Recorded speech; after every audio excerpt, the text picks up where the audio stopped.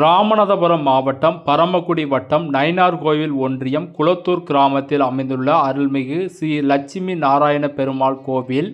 சித்திரை பௌர்ணமி உச்ச விழாவை முன்னிட்டு தேவேந்திரகுல வேளாளர் மக்கள் புடைசூழ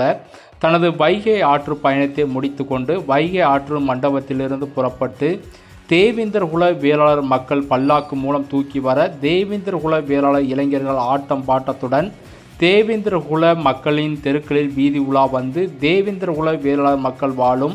குளத்தூர் கிராமத்தில் அமைந்துள்ள அருள்மிகு ஸ்ரீ லட்சுமி நாராயண பெருமாள் கோவிலுக்கு வந்து சேர்ந்தார் ஸ்ரீ கள்ளழகர். இந்த திருவிழா குளத்தூர் பகுதிகளில் மிக விமர்சையாக கொண்டாடப்படுகிறது.